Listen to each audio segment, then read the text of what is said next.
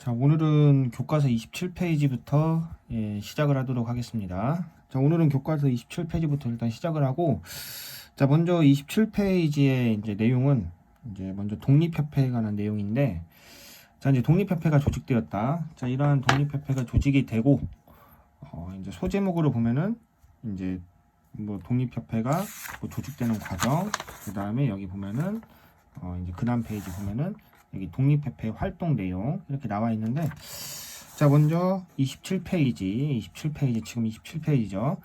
자, 이제 여기 그렇게 어려운 내용 없어요. 여기는 어려운 내용 없고 그냥 이 교과서 이런 거 적어 놓은 거 이 정도로만 이렇게 정리하면은 뭐 무난할 것 같은데, 자, 먼저 이 독립신문에 참관하였다. 자, 독립신문의 참관과 독립협회의 조직인데, 먼저 독립신문을 참관한 내용인데, 자, 아간파천으로 자주국가로서 조선의 위신이 땅에 떨어지고, 우리 아간파천 저번 시간에 기억나죠? 자, 아간파천은 여기 내용이 나와 있는 거죠. 여기 나와 있죠. 여기 교과서 25페이지에 나와 있죠.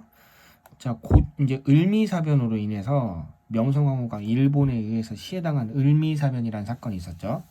자, 그래서 고종은 일본으로부터 뭔가 신변의 위협을 느끼고 있었고 을미사변으로 인해서 고종의 부인인 명성황후도 비참한 죽음을 맞이했고, 자, 이러한 상황에서 고종 또한 상당히 신변의 위협을 느끼고 있었는데, 이렇게 신변의 위협을 느꼈던 고종이 이 러시아의 공사관으로 도망간 사건, 이게 바로 아간파천이라고 하죠. 아라사의 공사관이다. 아라사 지금의 러시아.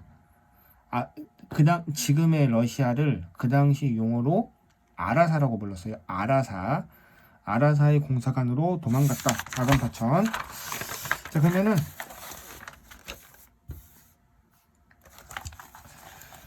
이러한 아간파천으로 자주국가로서의 조선의 위신이 완전 땅바닥에 떨어졌죠. 일본이 무섭다고 남의 나라 공사관으로 도망갔기 때문에 이거 조선이라는 나라의 위신이 완전 땅에 떨어지고, 자, 이러면서 이제 열강의 이권 침탈이 가속화되었고요. 뭐 이제 조선이라는 나라가 이런 식으로 위신이 떨어지다 보니까 뭐 서양 열강 세력들이 우리나라를 상당히 우습게 봤겠죠. 자, 그래서 뭐 우리가 러시아의 공사관으로 도망을 갔기 때문에 특히나 러시아한테 많은 이권을 빼앗겼고 러시아의 공사관으로 도망을 갔기 때문에 특히나 러시아한테 많은 이권을 빼앗기고 기타 여러 국가들한테도 많은 이권을 빼앗겼어요. 자, 그 다음에 이때 갑신정변의 실패로, 이런 갑신정변 기억나죠? 이전에 갑신정변, 그 급진계합파가 주도가 돼서 일으킨 정변, 갑신정변, 결과는 실패. 자, 그래서 이때 이제 갑신정변의 실패로 망명생활을 하였던 서재필이라는 사람이, 이때 서재필도 그 당시 이제 갑신정변 당시 이제 급진계합파 중에 한 명이었어요. 급진계합파에 속해 있던 인물 중에 한 명이었고, 자, 이러한 서재필이 이제 급진계합파에 속해 있었던 서재필이 갑신정변의 실패로 이제 미국에서 망명생활을 하고 있었고, 이렇게 미국에서 망명생활을 하던 서재필이 귀국해가지고 국민에게 뭐 자주 독립의식과 근대의식을 보급하기 위하여 뭐 독립신문에 참관하였다고 해요. 자, 그래서 여기까지가 독립신문의 참관, 그리고 독립신문의 참관과 더불어 독립협회까지 조직을 하였다고 해요. 자, 여기 나와 있죠. 신문을 참관하고, 그리고 여기서부터 독립협회의 조직, 정부의 고관, 그 다음에 개화 지식인과 함께 독립협회를 조직하였다. 자, 그리고 독립협회는 중요한 게 회원 자격에 제한을 두지 않았다. 그래서 민중의 참여를 이끌어냈다. 이거 되게 중요한 거예요. 회원 자격에 제한을 두지 않았다. 물론 조선이란 국가가 우리 갑오개혁 때 기억나죠? 이전에 배웠던 갑오개혁. 이거 갑오개혁 기억나죠? 24페이지 신분제 폐지되었다. 신분제가 폐지되기는 했으나, 신분제가 뭐 이때 뭐 그냥 제도상의 폐지였을 뿐이지, 사람들의 인식 있죠? 사람들의 인식으로는 저 노비 뭐 이렇게 뭐 양반 뭐 일반 백성 뭐 이런 식으로 아직까지는 사람들의 인식 속에는 아직까지는 신분의 구별이 있던 시기였거든요.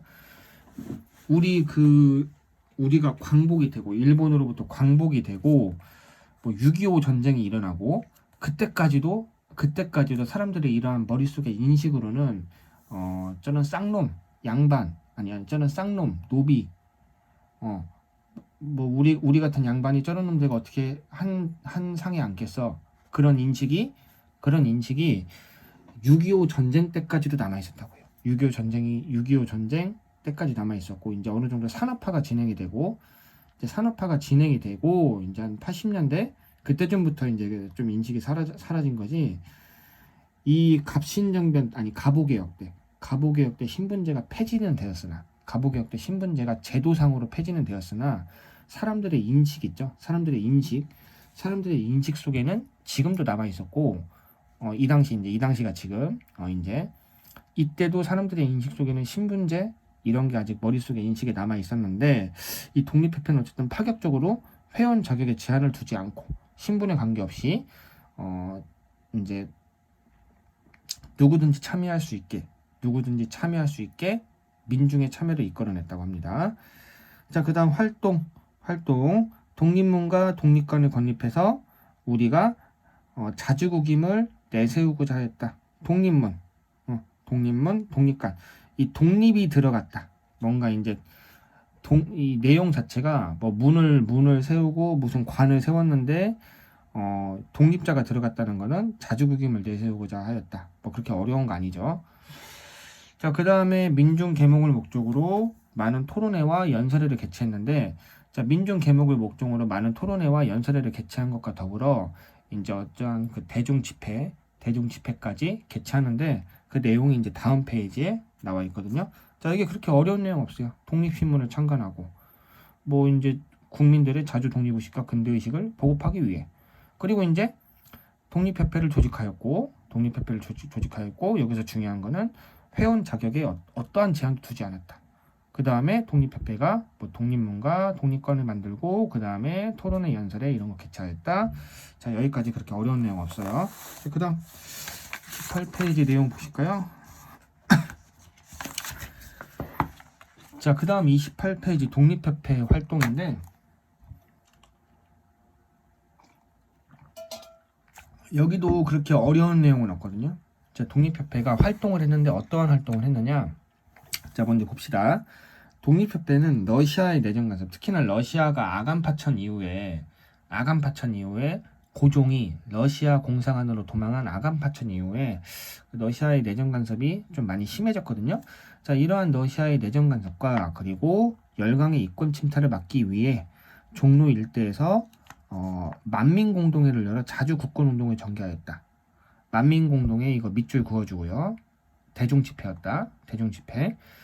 자, 그리고 이제 이러한 만민공동회, 이제 사람들이 많이 모이는 이러한 집회를 열어가지고 우리가 러시아로부터 국권을 빼앗기면 안 된다라고 백성들한테 계몽을 시켰다고 해요. 자, 백성들한테 계몽을 시켰다는 거는 일깨워준다. 뭐 그런 뜻으로 생각하면 될 것 같아요. 자, 그래서 이제 종로 일대에 민중들을 모아놓고 만민공동회라는 집회를 열었다.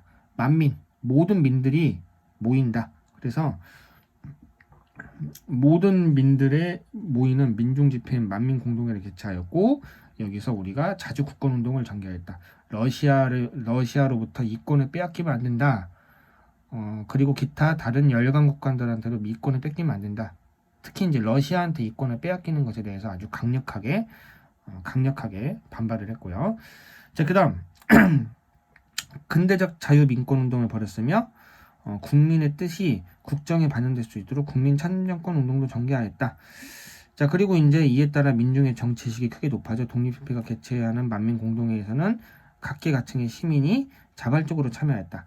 자, 여기까지가 이제 만민공동회에 관한 내용이에요. 만민공동회를 열어서 자주 국권운동을 전개하였고, 사람들을 일단 모아놓고, 조선의 많은 백성들을 모아놓고, 우리가 국권을 러시아를 비롯한 기타 국가들한테 빼앗기면 안 된다라는 자주 국권운동을 전개하였고, 그리고 이제 자유민권운동, 뭐 이렇게 각자의 어떠한 그 민권, 각자의 권리,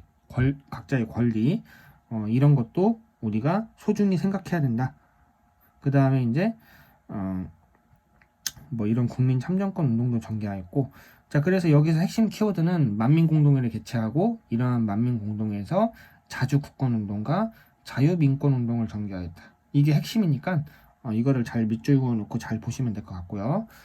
자, 그 다음에 나아가 독립협회는 만민공동회에 정부 대신들까지 참여하는 관민공동회를 개최했다. 그러니까 여기부터는 관민공동회에 관한 내용이죠.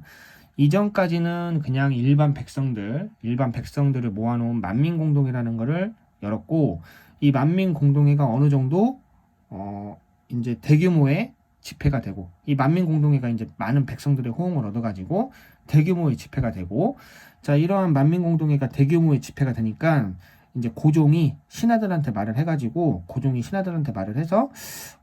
지금 이러한 만민공동회라는 집회가 유명하다고 하는데, 너희 관리들도 한번 여기에 참가해봐라.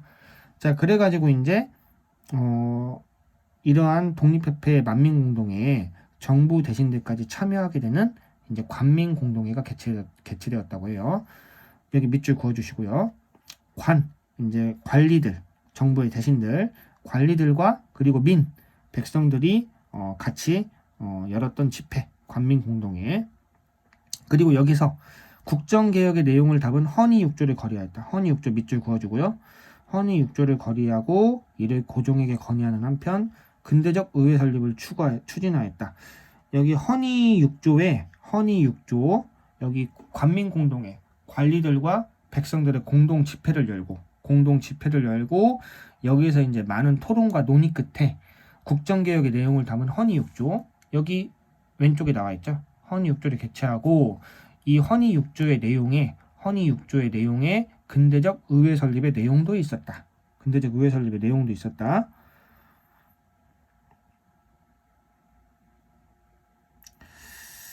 자, 그리고 이제 여기서는 이제 관민공동회 헌의육조 근대적 의회 설립, 이제 이게 핵심 키워드니까 이거 밑줄 그어주고요. 자, 그 다음에 이제 독립협회가 해산되었다. 자, 독립협회 활동에 이제 낡은 이제 보수적인 세력이 이제 위협을 느끼고 모함을 했어요.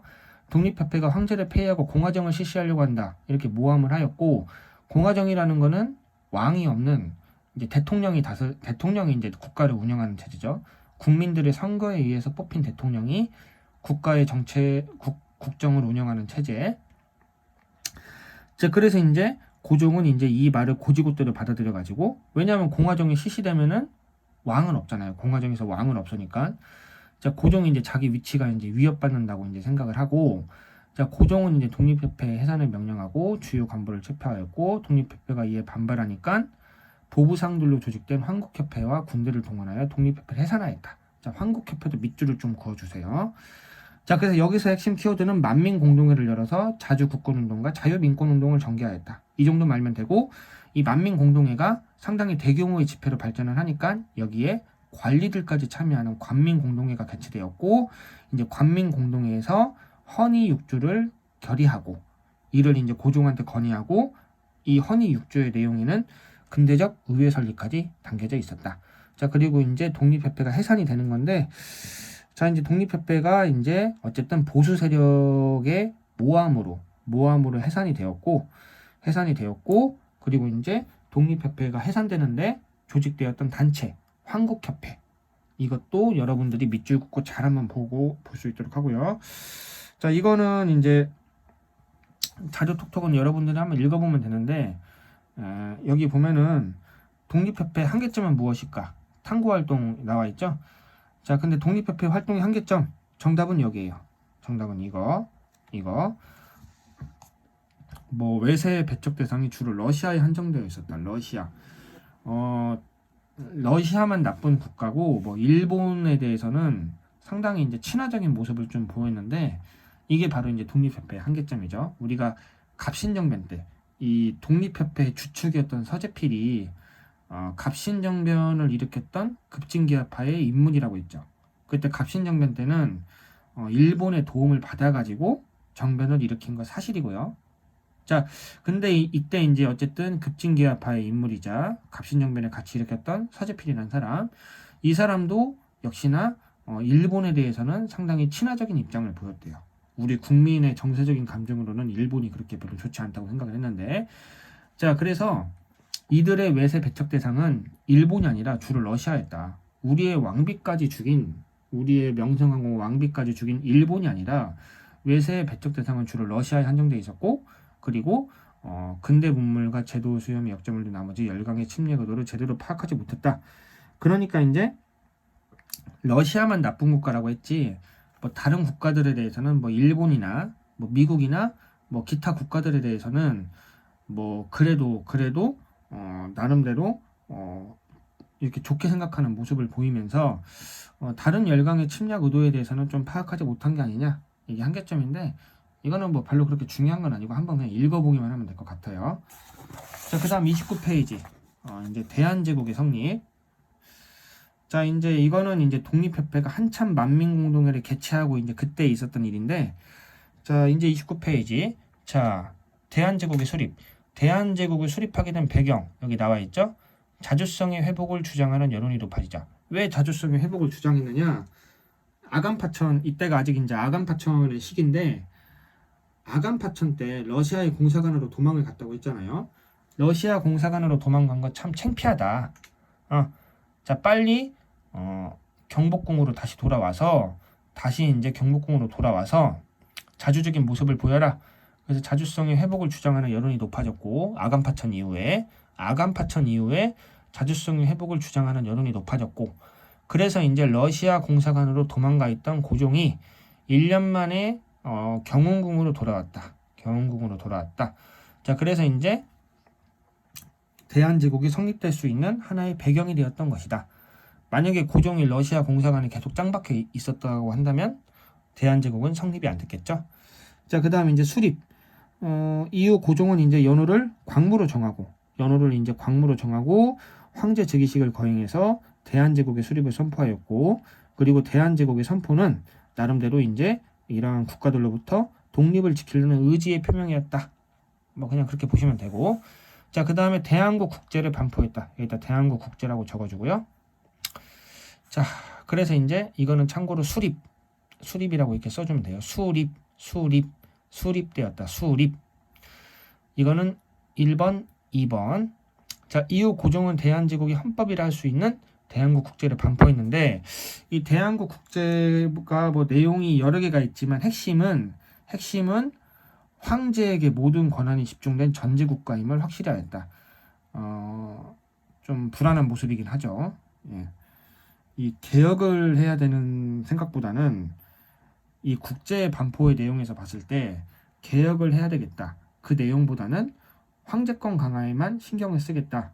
라는 모습이 보일 수밖에 없는 내용 중에 하나죠. 개혁을 하겠다기보다는 황제권 강화에 좀 힘을 기울이겠다. 라는 모습이 보일 수밖에 없는 내용 중에 하나겠죠. 자, 그리고 이제 그다음 봅시다. 30페이지. 자, 이제 또 벌써 18분째 되네요. 자, 30페이지 봅시다. 자, 광무개혁의 내용과 의의. 광무개혁. 자, 우리가 대한제국을 수립하고 연호를 광무라고 한다고 했죠. 자, 이제 대한제국을 수립하고 연호를 광무라고 했는데, 그 광무년에 시행한 개혁이라고 해서 광무개혁이라 불리고, 자, 광무개혁의 원칙. 이제 이러한 개혁을 실시하는데 원칙이 있는데, 원칙은 구본신참의 원칙. 자, 옛것을 근본으로 삼고 새것을 참고한다. 오래된 거를 근본으로 하고 옛것을 근본으로 삼고 새로운 거를 참고한다. 구본신참 밑줄 그어주고요. 구본신참이 나오면 무조건 광무개혁입니다, 여러분. 자, 구본신참의 원칙에 따라 광무개혁을 실시하였다. 자, 이것은 전통적인 제도를 바탕으로 전통적인 제도를 근본으로 해가지고 서양에 발달된 문물을 참고만 해서 수용하겠다. 뭐 그런 내용인 거고. 자, 그리고 이제 광무개혁의 내용 첫 번째 군제개혁. 자, 이전까지는 여러 가지 뭐 가보개혁도 있었고 뭐 여러 가지는 아니고 하나네요, 보니까. 뭐 가보개혁도 있었고 뭐 을미개혁도 있었고 뭐 다양한 개혁이 있었지만, 사실 이제 어떤 군대를 강화시키는 개혁 내용, 그거는 사실 별로 없었어요. 이제 나라의 핵심은 국방력이잖아요. 국방력. 강한 군대를 갖고 있으면 다른 나라가 감히 침범할 생각을 못 하죠. 근데 일본의 방해에 의해서 어떠한 군사력을 강화하려고 하면은 일본의 방해에 의해서 번번이 실패했는데, 일본의 경우에는 우리 조선이 군사력을 강화하면은 일본이 우리 조선을 먹으려고 하는 계획이 좀 복잡해지니까 우리의 군사력이 강해지면 일본이 조선을 먹으려는 계획 자체가 좀 많이 틀어질 수밖에 없으니까 자, 우리가 군사력 강화하는 거를 계속적으로 방해했고 그래서 우리가 사실은 이 군사력이 강화된 여러 개혁이 있었으나 사실 군사력이 그렇게 강화된 개혁은 거의 없었어요. 근데 그나마 대한제국 때 서울과 지방의 병력을 좀 강화를 하였다고 해요. 좀 많이 보충을 해가지고 군대를 많이 늘려가지고 자 어쨌든 서울의 신이대 지방의 진위대 병력을 강화했다. 그래서 군대 숫자를 조금 더 늘리고 군대를 강화했다. 그냥 그 정도로만 우리가 파악을 하면 될 것 같고요. 자, 그 다음 재정 확보. 국가 재정을 확보하기 위해서 토지를 조사했다. 우리가 지금까지 과거 단군 때부터 지금 조선까지 내용을 계속 배우고 있는데 역사적으로 봤을 때 재정을 확보하려면 무조건 토지 조사가 수반이 돼야 되거든요. 토지를 조사해가지고 그 토지의 소유주가 누군지 파악을 하고 그리고 이제 어느 정도 어떤 사람이 얼마의 토지를 소유하고 있고 그래야 세금을 거둘 수 있잖아요. 어떤 사람이 얼마의 토지를 갖고 있냐에 따라서 그것에 따라서 세금을 또 거둘 수 있으니까 뭐 토지를 얼마 소유했냐에 따라서 세금을 많이 걷기도 하고 적게 걷기도 하고 그러니까요. 자, 그래서 이제 국가 재정을 확보하려고 한다. 그러면 무조건 토지를 조사하는 사업 무조건 수반이 돼야 된다고. 자, 그러면은 국가 재정을 확보하기 위해서 여기다 재정 확보라고 적어주고 여기다 군제 개혁. 이거는 원칙, 그 다음에 군제 개혁, 그 다음에 재정 확보. 자, 국가 재정을 확보하기에 토지를 조사하고 일부 지역에 지게를 발급하였다. 자, 그래서 이제 국가 재정을 확보하기 위해서는 토지를 조사하는 작업은 무조건 했는데 이 대한제국 때 좀 특이한 거는 지게를 발급하였다. 지게라는 거는 여기 나와 있죠. 근대적 토지 소유권 확립을 위해서 발행한 토지 소유권 증명서. 자, 일단은 그냥 이때 대한제국 때는 지게까지 발급했다. 토지 조사 사업에 끝나지 않고 지게까지 발급해서 이 토지의 소유주가 이 사람임을 확실하게 하였다.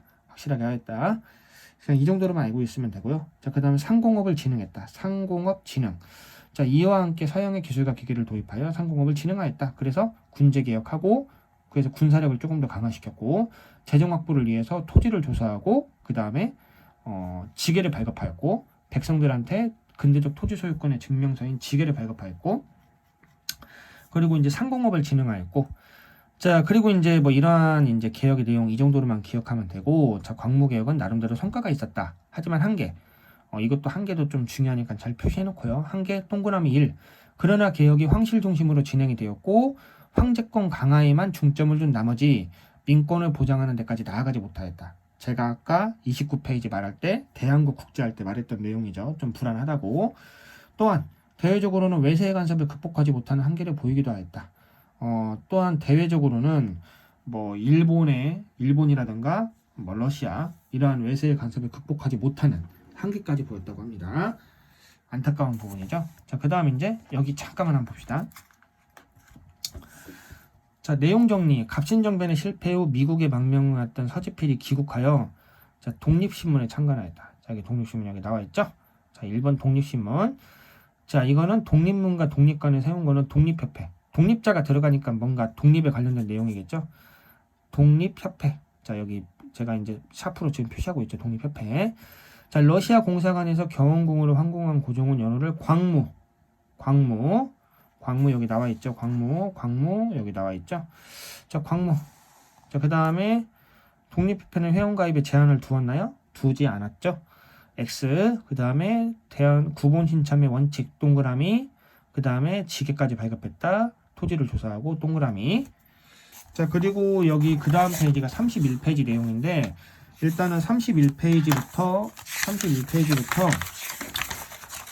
35페이지 내용까지는 좀 생략을 할게요. 일단은 생략을 하고 이거는 등교 후에 선생님이 좀 말을 하도록 할게요. 일단 31페이지부터 일단 35페이지 설명은 등교 후에 하는 걸로. 자, 그 다음 36페이지. 자, 을사조약. 자, 오늘은 우리가 저번 시간에는 한 42분 막 그렇게 한 것 같은데 7분 했나? 47분? 오늘은 이제 37페이지까지만 빨리 하고 선생님이 끝낼게요. 자, 한 10분만 더 하고 끝냅시다. 자, 을사조약. 자, 지금 36페이지의 내용은 너일 전쟁에 관련된 내용이에요. 너일 전쟁. 그래서 너일 전쟁이 일어났고, 너일 전쟁에서 일본이 최종적으로 승리하고, 일본이 너일 전쟁에서 러시아로부터 승리함으로써 한반도에 대한 우월적 지위를 승인받았다. 그리고 이제 그 다음 37페이지, 일본이 이제 한반도 땅에서 이제 누구의 간섭도 받지 않으니까, 뭐 이제 청나라도 제끼고, 러시아도 제끼고, 이제 누구의 간섭도 받지 않으니까 조선을 조금씩 먹어가는 그러한 장면이 나오고 있고요. 자, 그러면은 너일 전쟁의 과정 간단하게 한번 봅시다. 삼국간섭이요. 삼국간섭 기억나죠? 청일전쟁에서 일본이 승리했죠. 일본이 청일전쟁에서 승리한 대가로 요동반도를 받았죠. 청나라로부터. 근데 이제 이것에 대해서 배합했던 러시아가 독일과 프랑스를 끌어들여가지고 압박을 해가지고 결국에는 일본이 울며 겨자 먹기 식으로 요동반도를 청나라한테 돌려준 사건이 바로 삼국간섭. 자, 삼국간섭 이후 러시아와 일본은 만주와 한반도의 주도권을 차지하기에 치열하게 대립하였고, 자, 그리고 일본은 세계 각지에서 러시아와 대립하던 영국과 동맹을 맺어. 세계 각지에서 러시아와 대립하던 영국과 동맹을 맺어 이제 러시아와의 전쟁을 준비하였다. 이거 선생님이 언급했어요. 세계 각지에서 러시아와 영국은 대립하였다. 그래가지고 검은도 사건 그런 것도 언급했죠. 검은도 사건 몇 페이지에 나와 있냐면 21페이지 볼까요? 21페이지 여기 검은도 사건 나와 있죠. 이제 조선이 청나라의 간섭에 벗어나기 위해서 러시아를 끌어들이려고 한다는 소문이 퍼지니까 영국이 이제 그 소문을 듣고 우리의 검은도를 불법으로 점령해서 이 검은도를 군사기지로 만들어가지고 러시아와 이제 싸울 준비를 했던 게 바로 검은도 사건인데 어쨌든 나중에는 잘 해결돼서 끝났고, 자, 어쨌든 봅시다. 이게 중요한 건 아니니까. 자, 그다음. 자, 그래서 이제 러시아와의 전쟁을 준비하였다. 영국과 동맹을 맺고, 자, 그래서 이제 러시아와 전쟁을 하면서 이제 영국의 지원도 어느 정도 받을 수 있겠죠. 영국과 이렇게 동맹을 맺고 했으니까. 자, 그래서 이제 너일 전쟁을 일으킨 일본은 대한제국을 압박하여. 자, 너일 전쟁을 일으킨 일본은 이제 대한제국을 압박해서 일본이 대한제국의 영토를 마음대로 이용할 수 있게 하였다. 당연한 거죠. 일본으로서는 러시아와의 전쟁에서 이기기 위해서는 대한제국의 영토를 마음대로 써야 될 필요성이 있었겠죠. 자, 그래서 이제 대한제국의 영토를 마음대로 써가지고 군수물자라던가 식량 이런 것들을 원활하게 운반할 수도 있고, 그리고 한반도에다가 군대를 배치해가지고 빠르게 움직이면서 러시아와의 전쟁도 대비할 수 있고, 자, 그래서 이제 러시아와의 전쟁을 일으킨 일본이 대한제국의 영토를 마음대로 이용할 수 있게 하였다. 이거 한일 의정사라고 하는데 이거 알 필요 없고 마음대로 사용할 수 있게 하였다. 그래서 대한제국의 영토를 마음대로 쓸 수 있게 대한제국을 강제로 압박을 해가지고 이러한 권리를 얻어냈고, 그리고 외교와 재정 분야에 일본의 추천을 받은 고문을 두고 내정을 간섭당하였다. 자, 그래서 이제 너일 전쟁이 일어나고, 그냥 이렇게만 생각하죠. 너일 전쟁이 일어나고 일본이 조선을 압박해서, 대한제국을 압박해서 우리 한반도의 대한제국의 영토를 러시아와의 전쟁을 위한 어떠한 기지로서 마음대로 이용할 수 있게 하였다. 그리고 이것과 더불어 우리가 내정 간섭까지 심하게 받았다. 외교 재정 내정 간섭까지 심하게 받았다. 그냥 이 정도로만 기억을 하고요. 그리고 이제 아시는 학생은 알겠지만 너일 전쟁에서는 결국 일본이 이겼어요. 그래서 이제 나중에 조선까지 먹게 되는 거죠. 자, 일본이 너일 전쟁에서 승기를 잡자 영국과 미국은 일본의 한반도 지배를 인정하였고, 마침내 일본은 러시아와 강화 조약을 체결하여 러시아의 항복을 러시아가 이제 항복한다고. 항복이라기보다는 우리가 졌다, 그만 싸우자. 그래가지고 일본은 러시아와의 강화 조약을 체결하였고 러시아로부터 한반도의 우월적 지위를 승인받았다. 그래서 너일 전쟁에서 승리하고 한반도의 우월적 지위를 승인받고, 자, 이제 중요한 건 이제 여기부터예요. 여기 을사조약이라고 적어주고요. 자, 이어 이제 일본은 대한제국의 대신들을 위협해서 이제 조선 땅에서 이제 지들 마음대로 하는 거예요. 대한제국의 대신을 위협해서 을사조약의 체결을 강요했다. 자, 고종 황제는 끝까지 조약의 서명을 거부했다. 하지만 일본은 이완용돈 을사오적을 앞세워서 조약의 일방적 체결을 공포하였다. 을사오적 나와 있죠? 을사오적에 체결한 오적들. 자, 그 다음에 이 조약으로 일본은 대한제국의 외교권을 빼앗고 통감부를 설치하여 내정 전반에 간섭하였다. 그래서 을사조약의 내용이 조선의 외교권을 뺏는 거예요. 우리가 말할 수 있는, 다른 사람을 만나가지고 말할 수 있는 권리를 빼앗은 거예요. 그러니까 자, 그래서 외교권을 빼앗기고 그리고 통감부를 설치해가지고 조선의 내정을 간섭하기 시작하였다. 조선의 모든 내정을 통감부에서 통제하기 시작하였다.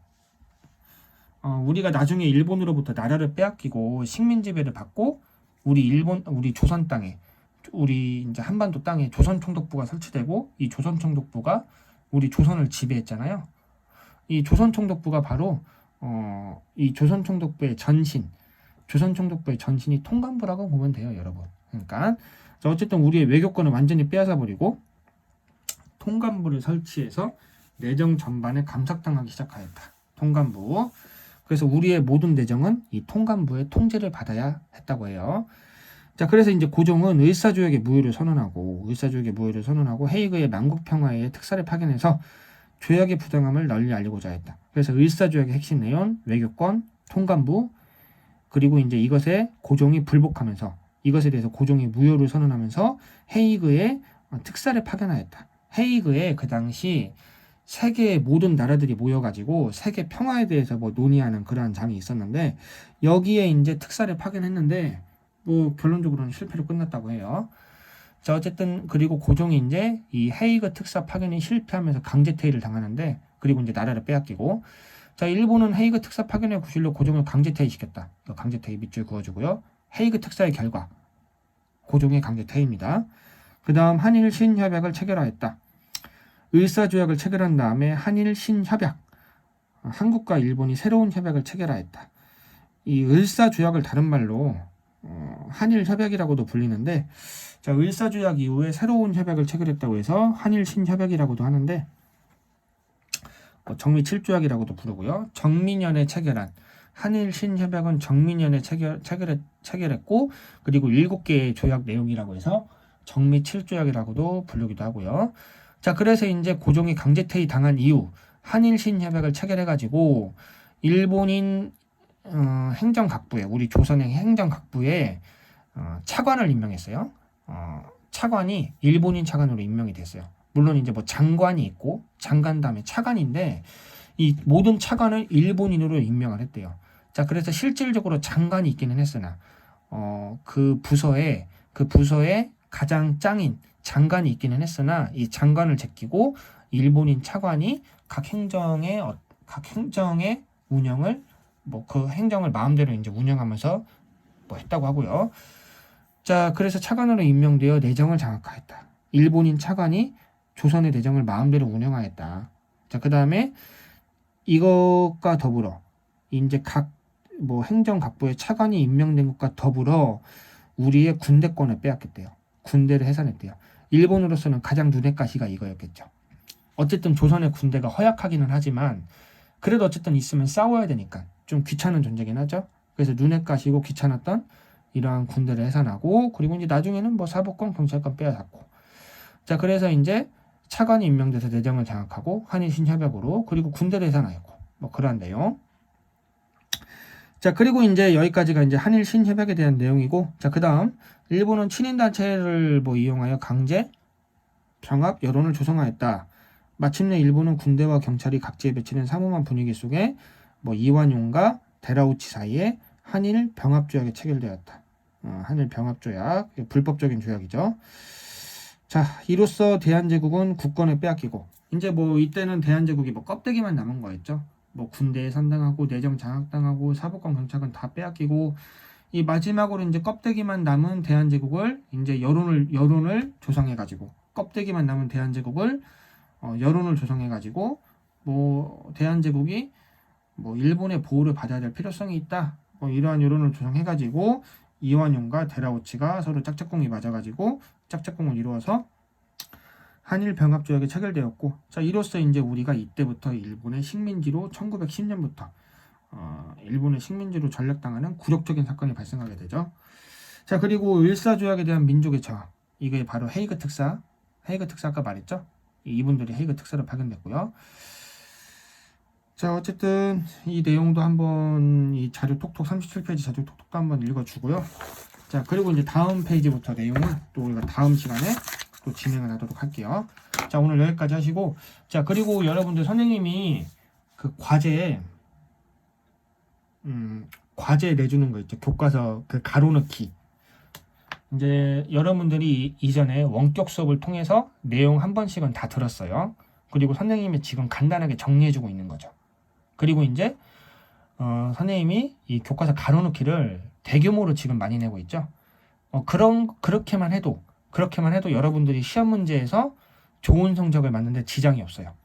선생님 이전에 여러분들이 원격 수업을 성실하게 한 번씩 다 들었다는 전제하에 그리고 선생님이 이렇게 내용을 정리해 주는 것도 듣고, 그리고 과제 있죠. 그 과제 가로넣기, 그것만 여러분들이 교과서 이렇게 읽어보면서 이렇게 잘 한다면 여러분들이 시험 문제에서 저는 무조건 100점을 맞을 수 있다고 봐요.